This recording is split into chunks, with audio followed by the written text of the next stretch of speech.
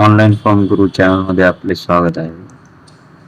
Digital सातबारा कसा काढावा या संदर्भात आपल्याला थोडक्यात माहिती देणार आहे. डिस्क्रिप्शन बॉक्स मध्ये दिलेल्या लिंकवर क्लिक करून डिजिटल सातबाराची साईट ओपन करावी. त्या ठिकाणी न्यू युजर रजिस्ट्रेशन मध्ये जाऊन इथे तुमचे नाव, middle name, last name, gender, mail ID वगैरे सर्व टाकून रजिस्ट्रेशन करून घ्यावे. आणि इथे या ठिकाणी लॉग इन आयडी जे दिलेला आहे त्या ठिकाणी तुम्हाला इच्छुक असलेला युजर आयडी टाकून चेक अवेलेबिलिटी टाकावी. या ठिकाणी युजर अवेलेबल दाखवत असेल तुम्ही रजिस्ट्रेशन सक्सेसफुली करू शकता. रजिस्ट्रेशन झाल्यानंतर या ठिकाणी लॉग इन करून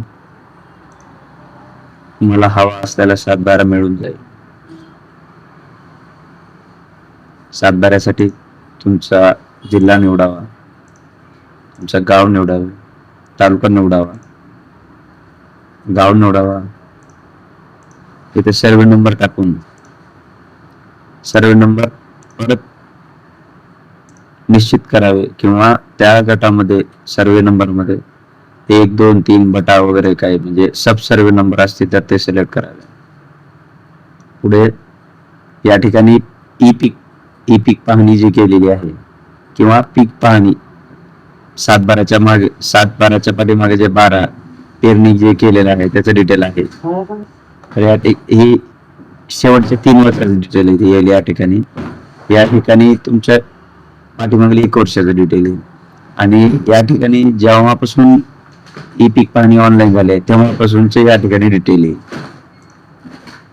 तुम्हाला इच्छुक ई पीक पाहणी सिलेक्ट करून या ठिकाणी सातबारा डाउनलोड करावा.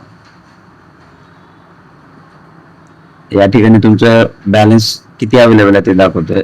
इथून तुम्हाला बॅलन्स रिचार्ज वगैरे करता येईल. सातबारा डाउनलोड केला की डाउनलोड मध्ये सक्सेसफुली डाउनलोड होईल. धन्यवाद.